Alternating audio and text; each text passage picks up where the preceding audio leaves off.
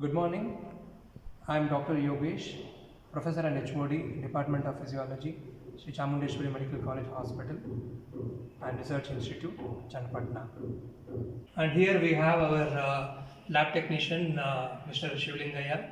So we thank him very much because he is going to be the subject for all the other experiments. We are going to learn a lot of things because he has agreed, and we can learn all the steps and let us not do any mistakes. Now next we are going to see the cardiovascular system. In this system, of course, many of the points are very similar to the respiratory system. I am not going to concentrate on that. Now let us concentrate mainly on the serious separate things which we have not covered in the respiratory system. Okay. So here in the few things are, one is the parasternal heave. So in parasternal heave, generally it's a very common tendency for us. An examiner or somebody asks, directly place take our hand, directly place in the parasternal area when the person is sitting. This is absolutely wrong. Okay, parasternal heave is the only one thing where you have to make the subject lie down on the bed. Then you have to place your ulnar border in the parasternal area to see if any heave is present. Normally when we place our hand, we don't see anything hitting our hand. When heave is present, you can literally see continuous hitting of your hand when you're placing it. This happens especially in the enlargement. In the ventricular enlargement, you are going to see this thing happening, heave is happening. So this is one thing. And thrills. What are thrills? Thrills are palpable murmurs.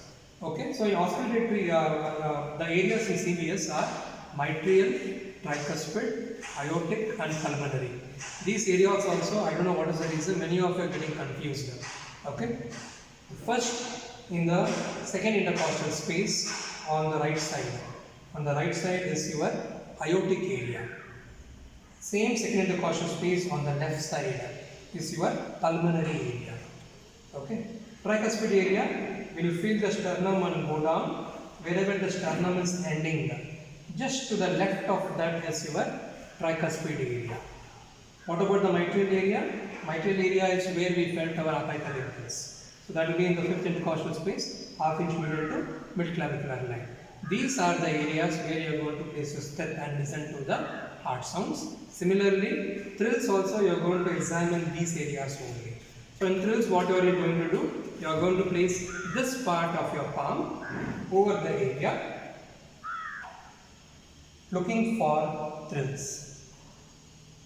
So I am examining all the areas. I don't feel anything. If at all thrill is there, it will be something like they call the purring of the cat. When you take the cat and hold that vibration sense, or the best example is your phone in the vibrating mode. Whatever you feel, that is how the thrills are going to feel. Okay. In auscultation, if you see, whenever you are listening to these areas, first thing, when you wear your step and when you place the step on the, let's say, on the mitral area, wait for some time, spend some time there. You with your other hand, feel the carotid pulse, place your step on the mitral area. Now what are you going to do? You are going to hear two sounds. One of them is the first and the other one is the second heart sound. How to differentiate? The sound which is coinciding with the carotid pulse. That is your first heart sound. The other one is going to be the second heart sound. Okay. And as a beginner, spend some time in all the areas. Once you become a cardiologist, you can do however you want. But in the initial days, let us spend some time in every area. Place your hand on the carotid pulse compulsorily. Try to differentiate the first heart sound and the second heart sound. Okay. So this is for this. And JVP. And jugular venous pulse is one thing what we can get here. Here, let us move to this side. Please come. For the JVP, you make the subject lie down, give a head tilt of around 45 degrees, and you ask the person to turn to the left side.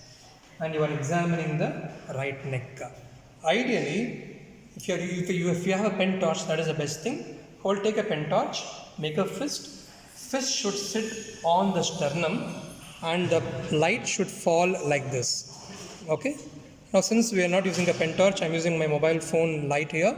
So I'll place the light like this and look for the pulsation.